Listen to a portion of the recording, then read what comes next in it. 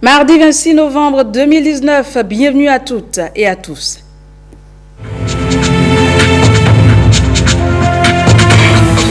De la Constitution béninoise, les élus de l'Union progressiste de la 4e circonscription électorale parcourent les 5 communes de cette entité électorale.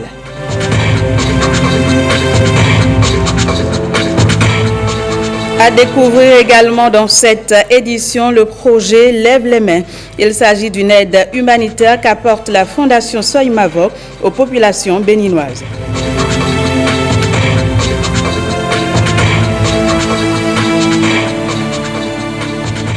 Puis les festivités dans le cadre de la Gani se poursuivent. Elle a été célébrée à Zougou-Pantrossi dans la commune de Gogounou.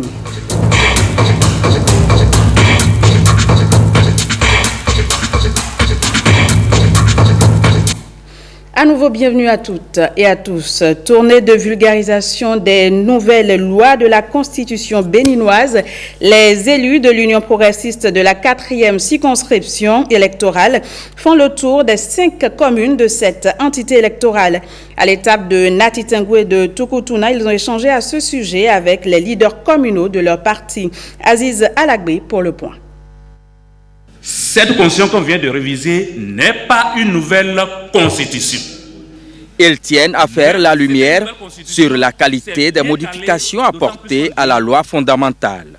Pour ce faire, députés et cadres de l'Union progressiste de la 4e circonscription électorale parcourent les communes de Natitengou, Tukuntuna, Kéru, Kwandé et Péonko. Quand on parle de la constitution touchée, il y en a qui ne sont toujours pas d'accord, sans savoir réellement qu'est-ce qu'on a touché dans cette constitution. Et donc c'était de bon ton pour nous de venir dire à nos parents, à nos populations, que ce que nous avons fait là, nous n'avons fait que modifier l'ancienne qui était là, en maintenant les points forts de cet ancien document, qu'on appelle souvent les fondamentaux. Les nouvelles lois votées sont donc décryptées pour une meilleure compréhension de leur contenu par les populations. On a mis beaucoup de choses dans cette constitution en faveur du développement de notre pays. Aujourd'hui, sans cette constitution, on ne peut pas dire aujourd'hui qu'on aura au minimum 24 femmes. C'est l'occasion qui nous avait été donnée d'écrire dans la constitution qu'il faut donner une place belle aux femmes. Nous venons par cette voie remercier le chef de l'État, son Excellence le président Talon.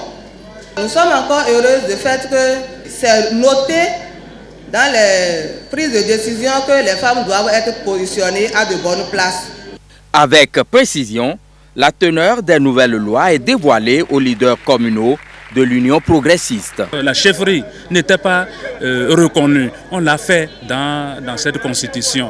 La peine de mort, il n'y a plus une démocratie moderne qui continue de parler de ces trucs pareils. Alors surtout maintenant la généralisation des élections. La Cour des comptes, même le prédécesseur de Talon Yaïboni, en a tellement sonné en son temps. Il a été prévu un organe de contrôle, la Cour des comptes, pour contrôler la gestion du sommet jusqu'à la base. Mais à l'intérieur, au niveau décentralisé, il y aura la Cour de contrôle régionale. Ces cours vont contrôler la gestion des collectivités locales. Promesse est faite aux partisans de la pérennisation de cet exercice de restitution afin qu'il soit toujours au parfum de l'actualité de l'hémicycle. Le numérique est aujourd'hui indispensable dans toutes les corporations, dont celle de la justice. Mais comment le magistrat doit-il avoir recours au TIC? Sans trahir son serment, la directrice du cabinet du ministre de la Justice et de la Législation apporte les éléments de réponse. C'était à l'occasion de la rentrée judiciaire 2019-2020 lancée à la Cour d'appel de Parakou.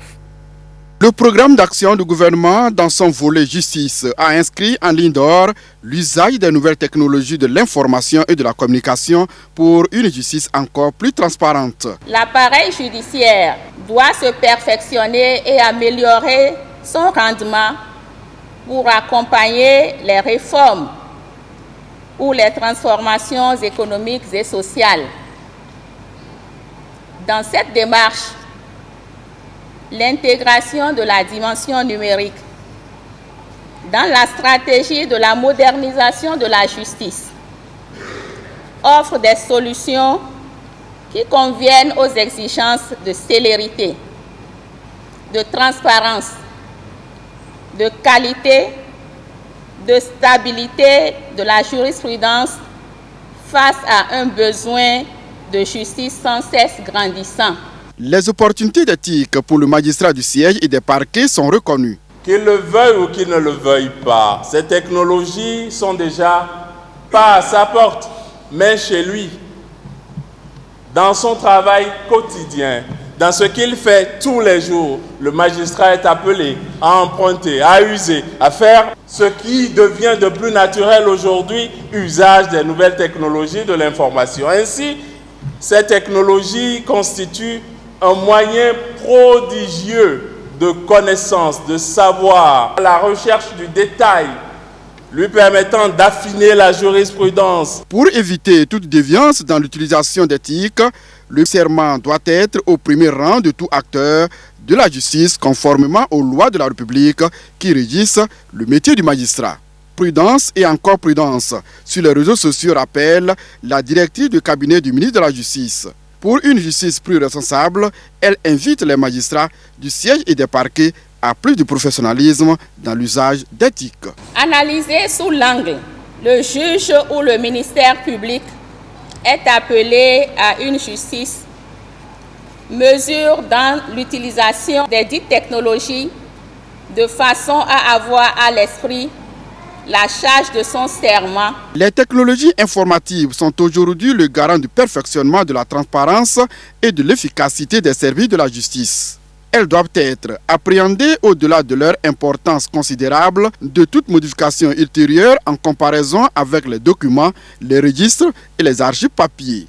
De là, pour le magistrat du parquet, c'est d'éviter de mettre en péril son serment au cours de l'enquête ou du jugement par des erreurs dans la recherche des preuves de culpabilité à travers des tics et qui peuvent constituer un fourre-tout de fausses informations de nature à réduire ou à mettre à mal la manifestation de la vérité dans les procédures judiciaires.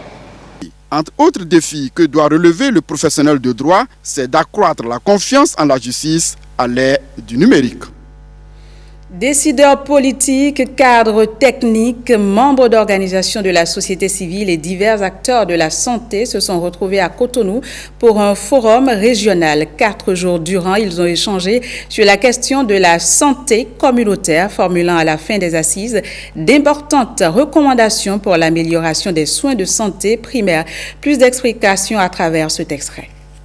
Nous, responsables des États et des gouvernements, de la société civile, des agences partenaires au développement, des organisations internationales dont les agences des Nations Unies, participant au forum régional sur la santé communautaire dans le cadre des soins de santé primaire, exprimons notre préoccupation devant les crises humanitaires à répétition, y compris les épidémies récurrentes, dans un contexte régional marqué par des défis multiples, en rapport avec une démographie galopante, les changements climatiques, la pauvreté aggravée par l'absence de services sociaux de base, les migrations, les trafics de tout ordre, les inégalités liées aux gens, le mariage des enfants et les conflits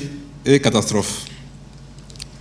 Invitons les organisations régionales et sous-régionales, en particulier la CEDEAO, la CAC, la SIGRE, à renforcer leur politique et plaidoyer en direction des États membres et des partenaires au développement pour l'allocation adéquate et efficiente des ressources nécessaires pour la santé en rapport avec les engagements d'Abuja d'allouer au moins 15% des budgets nationaux de la santé à la santé et le rapport 2019 du monitorage global pour la santé universelle qui recommande que les pays allouent au moins 1% supplémentaire de leur PIB aux soins de santé primaires pour que les lacunes de la couverture soient comblées et que les cibles fixées en 2015 dans le domaine de la santé soient atteintes au niveau mondial.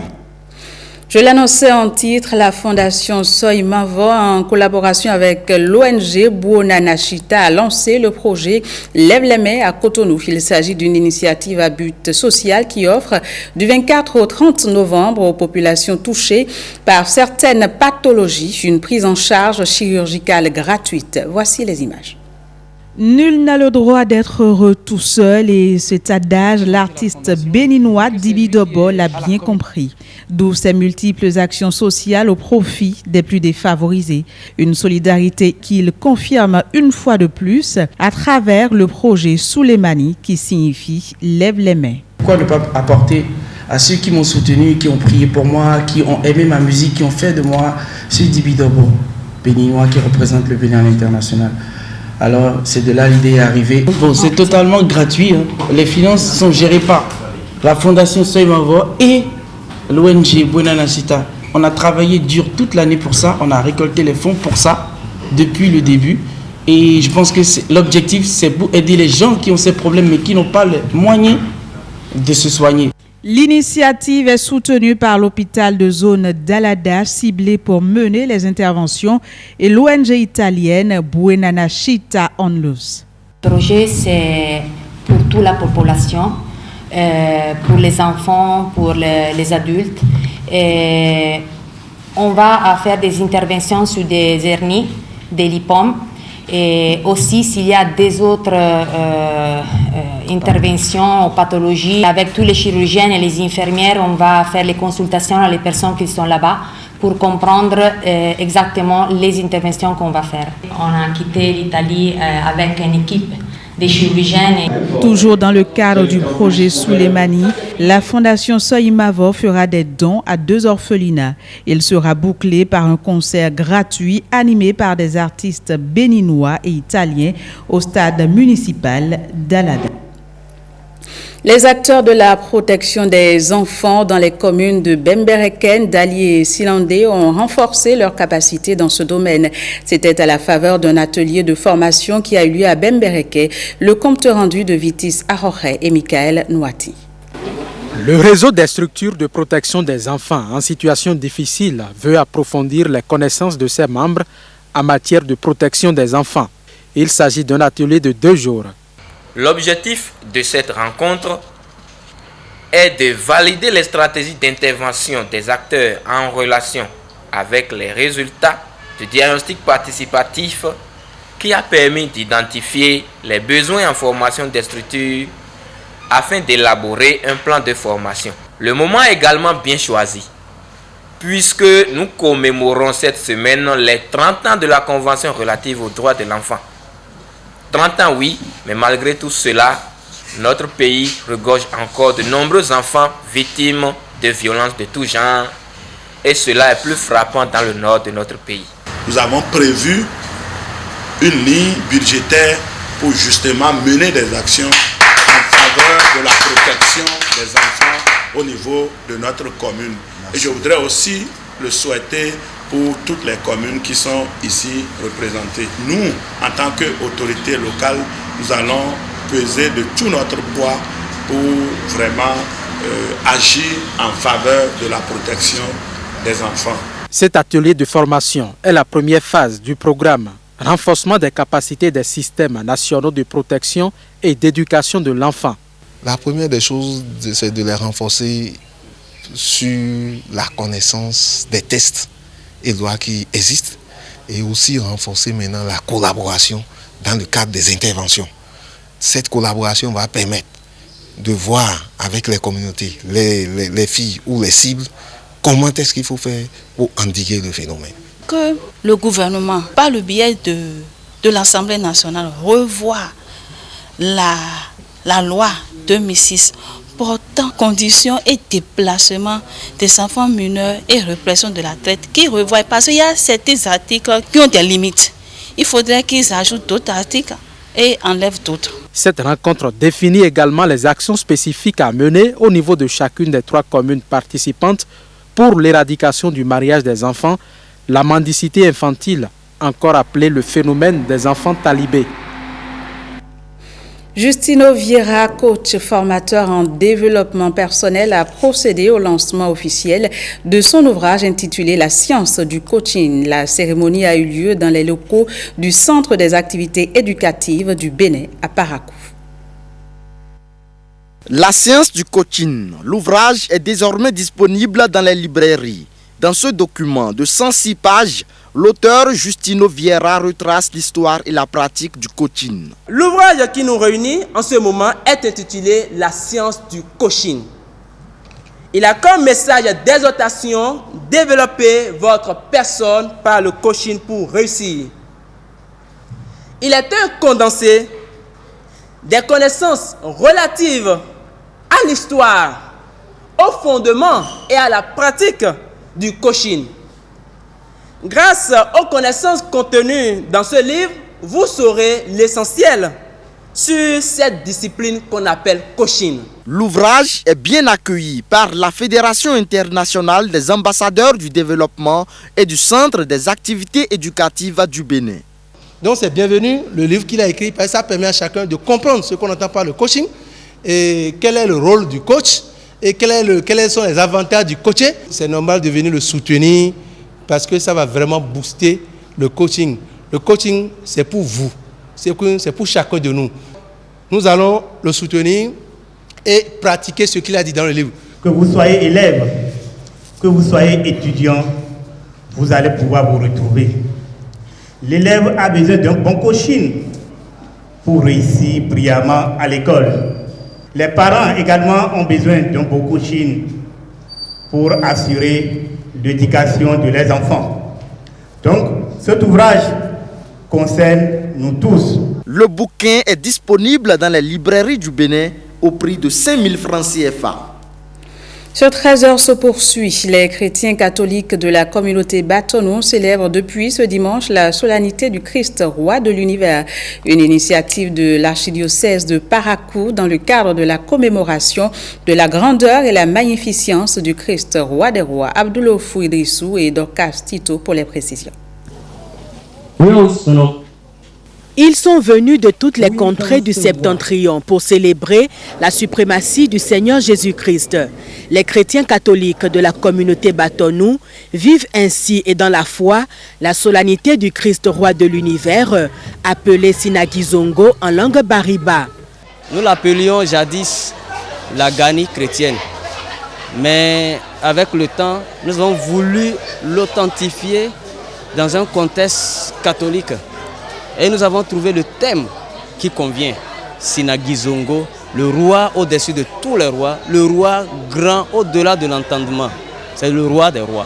Et chaque année, nous nous retrouvons ici pour 3 jours, pour vivre dans la culture, nos réalités culturelles et ressortir ce qui va de pair, ce qui peut faire transmettre l'évangile, la bonne nouvelle du Christ, le roi des rois, qui est venu nous sauver tous. Qui est venu sauver l'univers entier. Un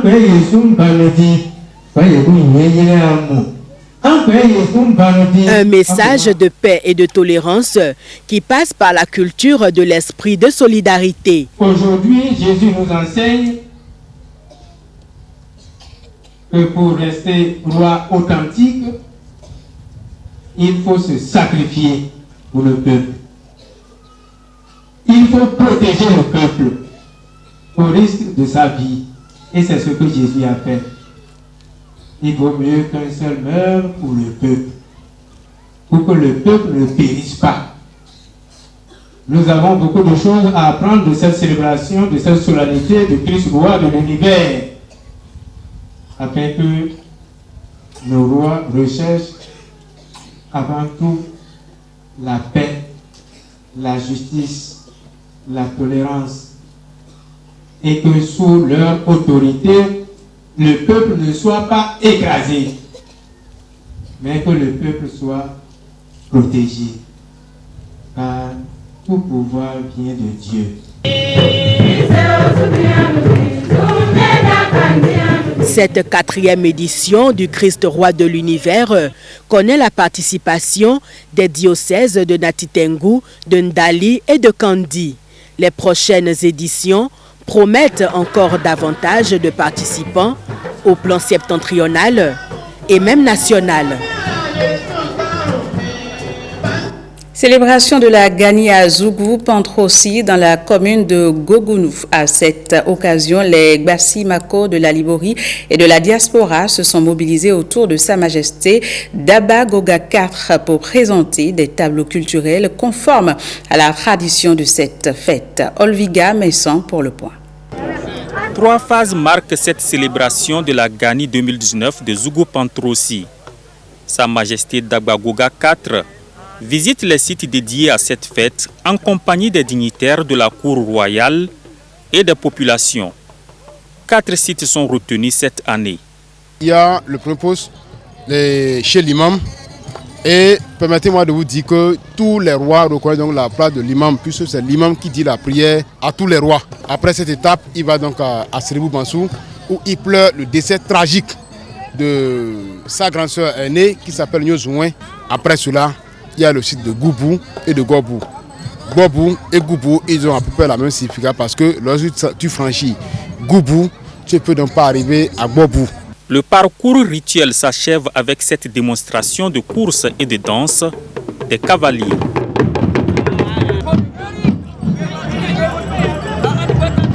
Autorités et dignitaires sont impressionnés par les tableaux présentés. Nous avons vu l'engouement de la population dans l'organisation de cette Gani. Et ce que le conseil communal fera, c'est accompagner le comité d'organisation pour une réussite de cette Gani qui est en train de se dérouler et des Gani à venir. D'année en année, l'organisation s'améliore davantage. C'est le lieu de tirer un coup de chapeau au conseil communal de Gorgounou avec le maire à sa tête et les autres membres du conseil. Remercier les différents dignitaires de la zone de Gorgounou et des autres communes. Nous mobilisons les ressources des sections, des différentes sections. Il y a Niki, il y a Parakou et Kandi, et même que Gorgounou, pour organiser la belle fête que nous avons ce soir. La chefferie de Zougou Pantrosi, c'est la chefferie suprême de tout l'Arborie. Je demande à tous mes frères et sœurs de la dynastie Gbassi Mako de se mobiliser pour les années à venir pour que la fête soit plus belle. La portée de cette fête est également évoquée. Elle participe du renforcement de la cohésion sociale. Très satisfait de cette édition. Parce que les gens sont venus nombreux, ils leur demandent d'être unis. Les allégeances des familles de la lignée Gbassi Mako au roi mettent un terme aux manifestations officielles de la Gani de Zougou Pantrosi. Mais la fête s'est poursuivie dans les ménages. Même registre, la Gani a également été célébrée dans le département de la Takora ce samedi. Les festivités ont été marquées par la visite des sites de divinités par Sa Majesté Kpesoro, roi de Peunko, ainsi que des danses traditionnelles. Le reportage est signé Yetonde Ncha et Ramatou Lawani. La commune de Peunko a célébré ce samedi la fête de la Gani, une fête identitaire des Batonou, notables, sages de la localité et autres du Nigeria, autorités politiques et administratives se sont une fois encore retrouvés autour de Sa Majesté Pesuru pour les réjouissances. Plusieurs sites de divinités, dont celui de la pierre noire, ont été parcourus par le roi avant les réjouissances. La première station, c'était le Peyonkounou. C'est le signe même qui a donné son nom au village. Peyonkounou, c'est les pierres noires. Donc le premier sacrifice à faire, c'est là où nous sommes allés consulter, demander la faveur des ancêtres pour qu'il y ait pluie, pour que ceux qui n'ont pas d'enfants puissent en avoir, pour que tout ce que chacun d'entre nous est en train de chercher, que cela puisse lui marcher au cours de cette nouvelle année. La fête de la Gani est une occasion de retrouvailles, un véritable moment culturel et cultuel. Plusieurs cadres de la localité ont rehaussé de leur présence ce rendez-vous annuel. Occasion toute trouvée par le roi Kpesuru pour saluer le vote de la reconnaissance de la chefferie traditionnelle au Bénin. Je remercie Dieu pour nous avoir conduits depuis 2018 à 2019 sans problème. Je remercie notre président pour avoir pensé au roi, pour avoir pensé à rétablir nos droits. Je le remercie beaucoup. Que Dieu lui donne longue vie et longue santé. Ensuite, je remercie aussi la population de Péonko. Je remercie nos dirigeants, le maire et son conseil. Je remercie aussi nos populations qui n'ont jamais cessé de nous apporter leur aide. Sous un soleil ardent, notables, dignitaires, princes et princesses ont fait allégeance au roi pour obtenir sa bénédiction. La population de Péonko et les invités ont vécu de bons moments.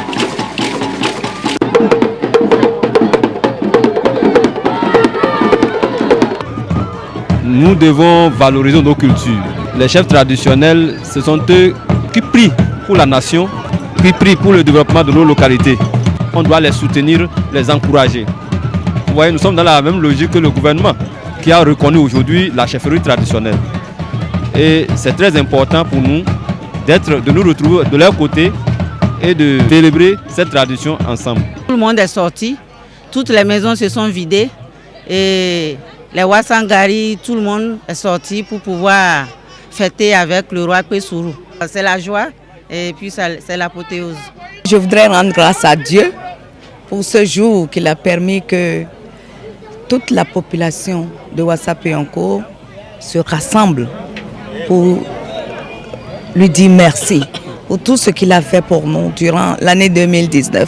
Comme vous l'avez vu, la grande famille est sortie et nous sommes dans la joie.